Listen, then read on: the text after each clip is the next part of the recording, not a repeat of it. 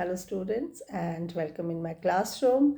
आज हम लोग टॉट्स का जो टॉपिक ले रहे हैं वो है आपका अकृत्यपूर्ण दायित्व के सामान्य अपवाद, या फिर आप इसको कह सकते हैं जस्टिफिकेशन ऑफ टॉट्स और डिफेंसेस ऑफ टॉट्स कह सकते हैं आप, या फिर इसको आप जनरल एक्सेप्शंस ऑफ टॉट्स भी कह सकते हैं। एक्सेप्शन या अपवाद, अकृत्यपूर्ण दायित्व के सामान्य अपवाद।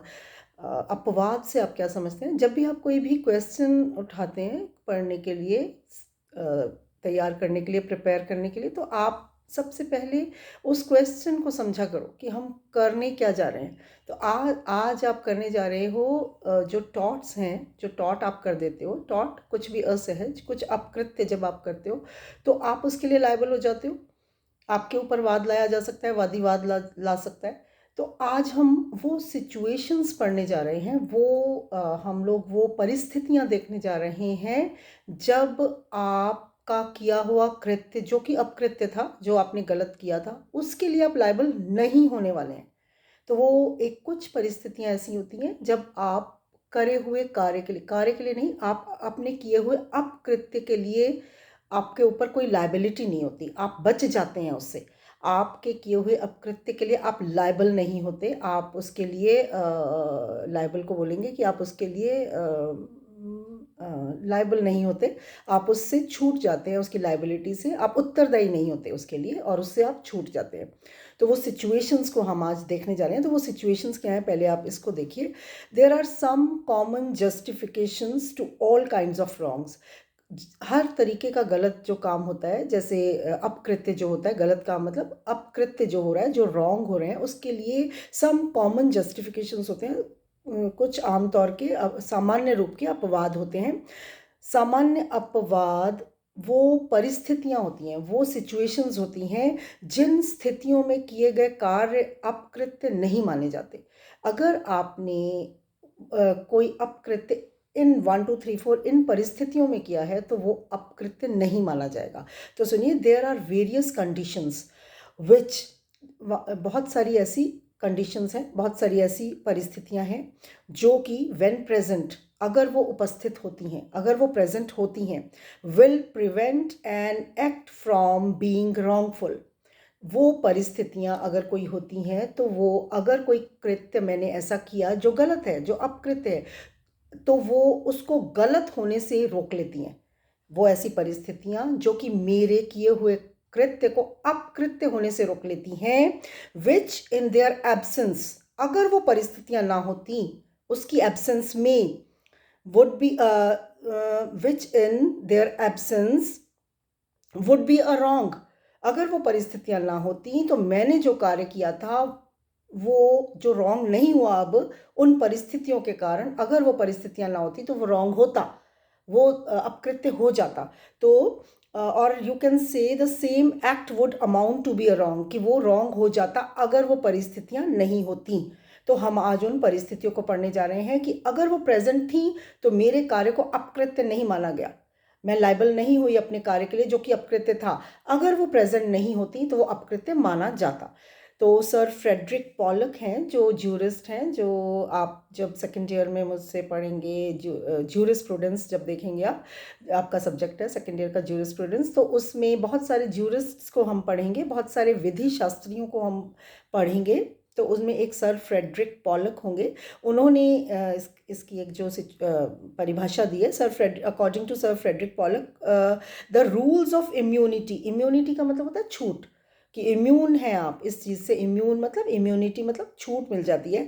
द रूल्स ऑफ इम्यूनिटी, ऐसे छूट के ऐसे नियम, which limit the rules of liability, जो कि आपकी उत्तरदायित्व के नियमों को संकुचित कर देते हैं, लिमिट कर देते हैं, कि आप, इसका मतलब है सर फ्रेडरिक पॉलक कह रहे हैं कि ये जो ये हैं सामान्य अपवाद हैं, ये आपकी लाइबिलिटी को संकुचित कर देते हैं, कम कर देते हैं। तो इसमें हम जो 2 या 3 देखेंगे जो आपके इंपॉर्टेंट हैं, उनमें आज हम इस वीडियो में फर्स्ट देख रहे हैं, that is volenti non fit injuria. आपका ये लैटिन टर्म है जिसको हिंदी में आप समझेंगे स्वेच्छा से उठाई गई क्षति नहीं है। तो that is volenti non fit injuria. Volenti का मतलब वॉलेंटैरिली से लिया गया। वॉलेंटैरिली का मतलब होता है स्वेच्छा। जैसे आपने बहुत बार सुना होगा, कई बार सब लोग कहते हैं कि इनका अभी तक तो एज नहीं थी, बट इन्होंने वॉलेंटरली रिटायरमेंट ले लिया अपनी जॉब से, वॉलेंटरली रिटायरमेंट ले लिया। वॉलेंटरली का मतलब है अपनी इच्छा से कुछ करना। तो ये कह रहे हैं वॉलेंटायर नॉन फिट इंजूरिया। अगर आप स्वेच्छा से अपनी क्षति लेते हैं, मतलब आप स्वेच्छा से कोई हानि उठाने के लिए अपनी इच्छा से हानि उठाते हैं, तो वो आपके लिए क्षति नहीं मानी जाएगी। अब अगर आप खुद की इच्छा से हानि उठाते हैं तो वो क्षति नहीं मानी जाएगी, और इसलिए आप डिफेंडेंट पर वाद भी नहीं ले जा सकते, और डिफेंडेंट अपने किए हुए अपकृत्य से बच जाएगा। अगर आपने खुद ही स्वेच्छा से ही हानि उठाई है तो that is volenti non fit injuria. आप थोड़ा सा सुनेंगे तो आपको समझ में आएगा। वादी की सहमति, मैं वादी हूँ, मेरे साथ कुछ ऐसा, मुझे कुछ नुकसान हो गया है आपके कृत्य से, मुझे कुछ हर्ट हुआ है, आपने अपकृत्य किया है, आप डिफेंडेंट हैं, आप प्रतिवादी हैं। तो वादी की सहमति से किए गए कार्य कानून की दृष्टि में क्षतिकारक नहीं होते। अगर मैंने खुद इच्छा, मतलब अपनी इच्छा से कुछ हानि को उठाया है, तो वो वादी की सहमति से किए गए कार्य कानून की दृष्टि में क्षतिकारक नहीं होते, इसलिए अनुयोज्य भी नहीं होते, एक्शनेबल नहीं होते। तो जो डिफेंडेंट है वो बच जाएगा, और मैं उस पर अनुयोजन या मैं उस पर एक्शन नहीं ले सकूंगी अगर मैंने स्वेच्छा से ही हानि उठाई है। तो ये प्रत्येक स्मिथ वर्सेस बेकर का इसमें एक केस बहुत इंपॉर्टेंट आपका है, बार बार उसका नाम टाइटल आएगा। स्मिथ वर्सेस बेकर के केस में एक आ गया कि प्रत्येक व्यक्ति अपना हित अच्छे से जानता है, मैं अपना बेनिफिट, आप अपना बेनिफिट अच्छे से जानते हो, इसलिए यदि वह जानबूझकर कोई खतरा मोल लेता है तो कानून की दृष्टि में उसकी क्षति महत्वपूर्ण नहीं मानी जाती। जैसे मैंने आपको फर्स्ट वीडियो में जब इसकी डेफिनेशन हम कर रहे थे टॉर्ट्स की, तो मैंने आपको एक एग्जाम्पल दिया था कि जैसे आप अपना आप एक कॉमन वॉल के नेबर हैं, और आप अपनी छत पर वॉल प्लांट्स में वाटरिंग कर रहे हैं, पानी दे रहे हैं अपने गमलों में, और उससे पानी नीचे गिर जाता है, अगर और मेरा सोफ़ा खराब हो जाता है और मैं आप पर वाद लाती हूँ, तो ये एक ऐसा है कि आपने मेरे साथ एक अपकृत्य कर दिया। तो लेकिन वो अपकृत्य नहीं माना जाता।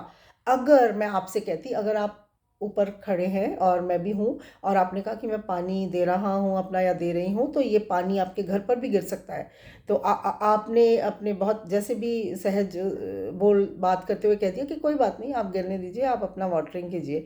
तो तब अगर मेरा सोफ़ा भीग जाता, तो और अब मैं आप पर वाद लाती, तो आप वॉलेंटाइन नॉन फिट इंजूरिया का बचाव ले सकते थे, अपवाद ले सकते थे। आप ये कहते कि आपने खुद ही तो कंसेंट दी थी कि मैं ऐसा कर लूँ, अगर पानी गिर भी गया तो कोई दिक्कत नहीं है। तो तब that is called volenti non fit injuria. आपको मैंने समझाने के लिए ये बात समझाई है, और सुनिए आप। This maxim is based on principle of common sense. ये तो एक कॉमन सेंस है कि अगर मैंने खुद ही आपको कह दिया कि कोई दिक्कत नहीं, आप कर लीजिए, तो ये तो कॉमन सेंस पर बेस्ड एक मैक्सिम है कि अगर आपने वॉलेंटरीली हानि उठाने की, स्वेच्छा से अपनी हानि उठाने की बात करी थी, तो आप उसके लिए वाद नहीं ला सकते हैं। If I invite you to my house, अगर मैंने आपको अपने घर पर इन्वाइट किया है, can I sue you for trespass? क्या मैं आपको अतिचार के लिए आप पर वाद ला सकती हूँ कि आपको मैंने ही इनवाइट किया, और क्या मैं अतिचार के लिए वाद ला सकती हूँ? आंसर इज नो, नहीं ला सकती हूँ। क्यों नहीं ला सकती हूँ? Because I consented to your entry upon my land. मैंने अपनी भूमि पर आपकी एंट्री अपने कंसेंट से कराई थी। कंसेंटेड मतलब मैंने सहमति दी थी। बट कब ये हो जाएगा टॉट? But if a guest who is to be entertained in the drawing room, अगर मैंने अपने किसी गेस्ट को ड्राइंग रूम तक बैठने की ही सहमति दी थी कि आप आएंगे और यहाँ पर बैठेंगे, तो एंटर्स इनटू माय बेडरूम, अगर वो एंटर कर जाता है मेरे अंदर वाले रूम में विदाउट माय परमिशन, अगर वो मेरी परमिशन के बिना, मेरी सहमति के बिना, मेरी आज्ञा के बिना, अनुमति के बिना, अगर मेरे अंदर वाले रूम में अगर वो एंटर कर जाता है, he can be sued for trespass. तब वो ट्रेसपास के लिए, अतिचार के लिए उस पर मैं वाद कर सकती हूँ, क्योंकि मैंने अपने अंदर के रूम्स के लिए उसको नहीं आज्ञा दी थी, नहीं अनुमति दी थी। Because his entry into the bedroom is unauthorised, वहाँ पर आज्ञा नहीं दी गई थी, अनऑथराइज थी, वो आज्ञात्मक नहीं थी। इसी तरीके से जैसे अगर आपके यहाँ डाक आती थी पहले, तो डाकिया जो था, पोस्टमैन जो होता था, उसको आपने अपने घर पर एंटर करने के लिए मतलब आपने ऑथराइज कर रखा था, प्राधिकृत कर रखा था। तो ये सुनिए, a postman entering into the house for delivering a letter can not be sued. उस पर आप वाद नहीं ला सकते, जो कि आपके घर में एंटर करता है आपके डाक डालने के लिए, if he remains with in a permissible limit. अगर वो आपने जितनी परमिशन दी हुई थी, आपने अपने बरामदे तक या आपका जो लेटर बॉक्स लगा हुआ था वहां तक आपने उसको परमिसिबल लिमिट तक आने की परमिशन दे रखी थी, अगर वो वहीं तक आता था तो आप उस पर स्यू नहीं कर सकते थे, आप उसको अतिचार के लिए वाद नहीं ला सकते थे। But if the postman crosses that permissible limit, अगर उसने वो परमिसिबल लिमिट को, जहां तक की परमिशन मैंने दे रखी थी, उस लिमिट को, उस सीमा को क्रॉस कर जाता है, ही कैन बी स्यूड। वो उस पर तब आप अतिचार का वाद ला सकते हैं। समझ में आ गया आपको कि आप कब कौन सी लिमिट तक, जब तक आपने कंसेंट दी है तब तक आप उस पर वाद नहीं ला सकते हैं। तो जो आप कंसेंट देते हैं वो कितने तरीके की हो सकती है, वो 2 टाइप्स की हो सकती है, 2 प्रकार की हो सकती है। द कंसेंट में बी आइदर एक्सप्रेस और इम्प्लाइड, या तो वो अभिव्यक्त हो सकती है या वो इम्प्लाइड हो सकती है, कि वो अभिव्यक्त का मतलब एकदम प्रत्यक्ष हो सकती है, और एक विवक्षित होते हैं, बोलते हैं इसको इम्प्लाइड को, कि वो अप्रत्यक्ष भी हो सकती है। प्रत्यक्ष तो जैसे मैंने कहा कि कोई दिक्कत नहीं है, आप डाल लो पानी, दैट इज प्रत्यक्ष हो गई। और विवक्षित बोलेंगे जिसको, इम्प्लाइड को, जैसे आप जब आप कभी हॉस्पिटल जाते हैं ऑपरेशन के लिए, तो आपसे एक फॉर्म पे सिग्नेचर कराए जाते हैं। वो इसलिए होता है कि अगर सर्जिकल जो भी ऑपरेट हो रहा है, अगर उसमें आपको कोई भी अनफॉर्चुनेटली कोई दिक्कत हो जाती है, तो आप अपनी कंसेंट पहले देते हैं कि मैं इसके लिए परमिशन दे रहा हूँ या दे रही हूँ, कि आप कुछ भी अगर अनफॉर्चुनेटली कुछ होता है तो उसके लिए आप अपनी परमिशन देते हैं, दैट इज़ इम्प्लाइड। तो आप जब ऑपरेशन के लिए पेशेंट अपनी कंसेंट देता है, या अगर आप कोई स्पोर्ट्स में हैं, कोई गेम्स खेलते हैं, तब भी आपसे गेम से पहले, जब स्टार्ट होता है गेम, तो उससे पहले आपसे एक जो फॉर्म होता है उसको साइन करवाया जाता है। तो वो भी एक इम्प्लाइड परमिशन मानी जाती है, कंसेंट मानी जाती है, कि जो विवक्षित या अप्रत्यक्ष होती है, कि आप उसमें किसी भी तरीके की चोट लगने के लिए अपनी सहमति दे रहे हैं। तो 2 तरीके की हो सकती है आपकी कंसेंट, प्रत्यक्ष हो सकती है और अप्रत्यक्ष, या फिर एक्सप्रेस और इम्प्लाइड हो सकती है। स्मिथ वर्सेस बेकर के केस में ये कहा गया था कि यदि कोई व्यक्ति स्वयं ही किसी घटना को आमंत्रित करता है, तो यदि वह उसके परिणाम से हानि उठाए, तो भी उसके लिए कोई कानूनी कार्रवाई नहीं की जा सकती। जैसे आपको मैं बताऊं कि अगर आपके टूथ में पेन है, आपको कुछ दांत में दर्द है, तो अगर आप डॉक्टर के पास जा रहे हैं, तो वो आपका अपने सर्जिकल ऑपरेशन के द्वारा उसको निकाल रहा है आपके दांत को, इसलिए कि आपको दर्द नहीं हो या पेन आपकी ठीक हो जाए, आपका ट्रीटमेंट कर रहा है, तो वो तब आपका दांत निकालता है, तो वो कंसेंट है आपकी दी हुई, तो वो आपकी कंसेंट मानी जाएगी, आपकी सहमति से किया गया कार्य किया जाएगा। बट अगर आपको कोई पंच मार देता है, कोई लड़ाई में कर देता है, आपको मुंह पे पंच मारता है, तो अगर आपका दांत कोई तोड़ देता है, निकल जाता है आपका दांत, तो वो आपका प्रहार माना जाएगा, आप पर बैटरी प्रहार माना जाएगा। तो इस तरीके से जब आप कंसेंट देते हैं, तो वो आपका जो वाद है, वो आप मतलब प्रतिवादी पर आप अपना वाद नहीं चला सकते हैं।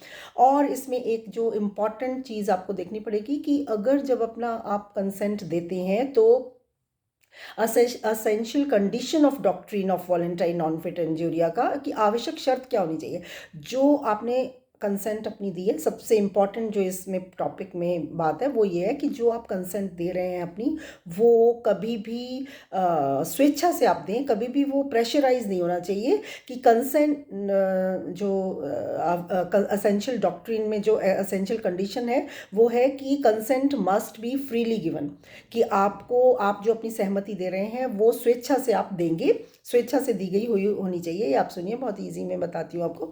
If consent has been obtained by undue influence, obtain मतलब प्राप्त करना, अगर आपने किसी की सहमति प्राप्त की है, कैसे, अनड्यू इन्फ्लुएंस से।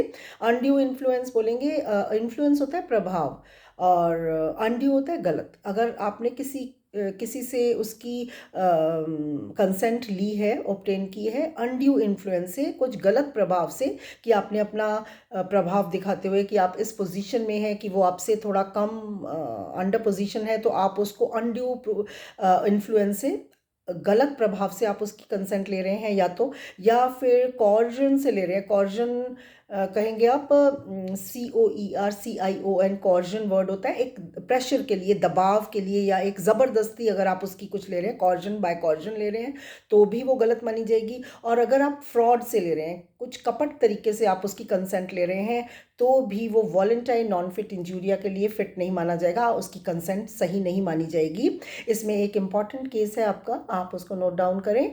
R versus Williams, are capital R लिखेंगे आप, versus Williams, WILLIUMS, R versus Williams का एक केस था। उसमें एक 16 इयर्स की यंग बच्ची थी, वो म्यूज़िक सीखती थी अपने म्यूज़िक टीचर से। तो उस बच्ची को, यंग थी वो, उसको ज़्यादा समझ नहीं थी, तो उसको ये कहा गया कि अगर आपका एक सर्जिकल ऑपरेशन में आपका ऐसा करूँगा कि उससे आपका थ्रोट, आपका गला और सुरीला हो जाएगा, और आप बहुत अच्छा अपने म्यूज़िक में ग्रो कर पाएंगे, तो आपको उससे फ़ायदा होगा, आपका थ्रोट क्लीन हो जाएगा और आप अच्छे से गा पाएंगे। तो ऐसा कुछ ऐसा प्रभाव डाला गया उस पर और उस बच्ची पे, और उसके साथ ये सब कहकर उसकी कंसेंट ले ली गई कि हाँ जी आप ये कर लीजिए, क्योंकि वो इस चीज़ का नेचर नहीं समझ पा रही थी इस बात का, और उसने तो अपने गले को और अच्छा बेटर बनाने के लिए, अपनी म्यूज़िक को और अच्छा बेटर करने के लिए उसने कंसेंट दे दी, और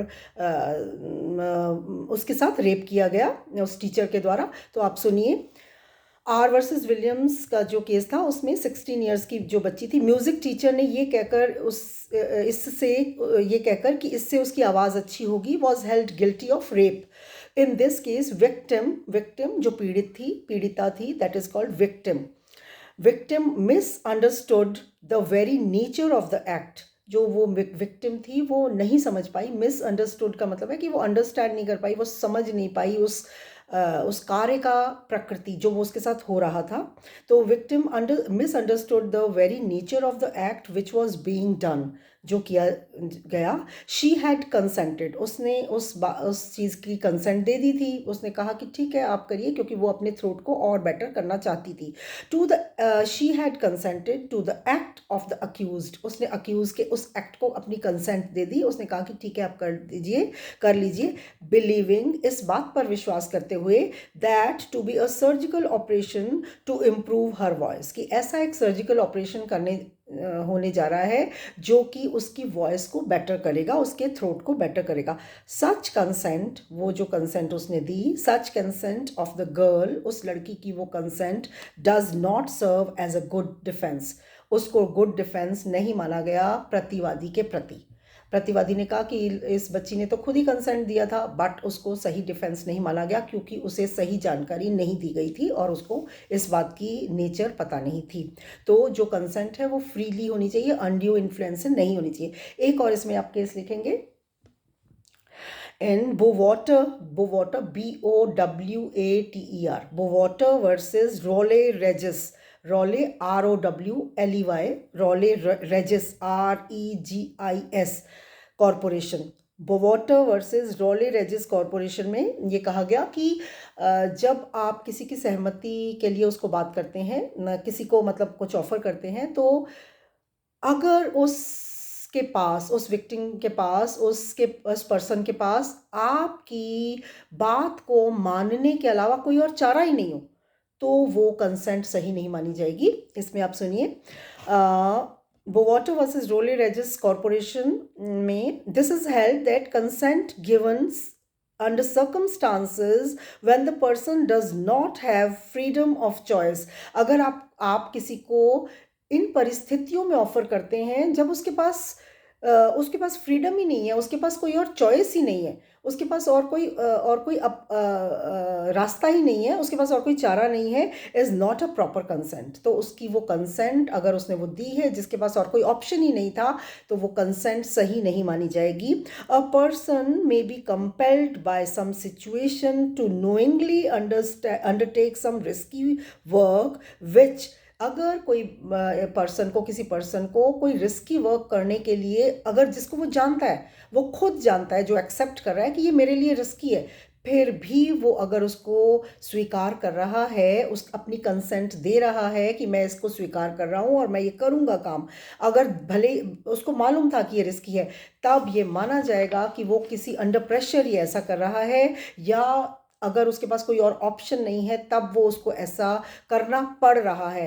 that situation generally arises in master servant relationship. ऐसा हमेशा ज़्यादातर तब होता है जबकि आप एम्प्लॉय हैं और एम्प्लॉयर आपको ये कह रहा है कि आप अगर ये आपको काम करना है और आप जानते हैं कि आपकी लाइफ के लिए या किसी के लिए भी रिस्की है और आप उसको स्वीकार कर रहे हैं, तो ये गलत माना जाएगा, ये कंसेंट सही नहीं मानी जाएगी। दैट सिचुएशन, सुनिए आप, that situation generally arises in master servant relationship.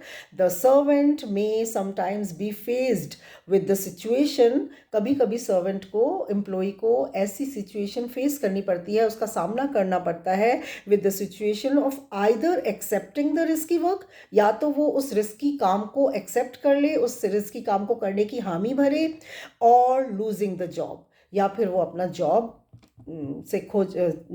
खो देगा। मतलब उसके पास कोई ऑप्शन नहीं होता, या तो वो रिस्की वर्क को एक्सेप्ट करे या फिर अपनी जॉब को खो दे। 10, इसलिए there is no volenti non fit injuria, तब वहाँ ये एक्सेप्शन नहीं माना जाएगा, क्योंकि जो उसकी कंसेंट थी वो फ्री नहीं थी और उसको और कोई ऑप्शन नहीं था, इसलिए उसने स्वीकार किया था। 10, there is no volenti non fit injuria when a servant is compelled मतलब उसको कंपेल किया गया, उसको मजबूर किया गया।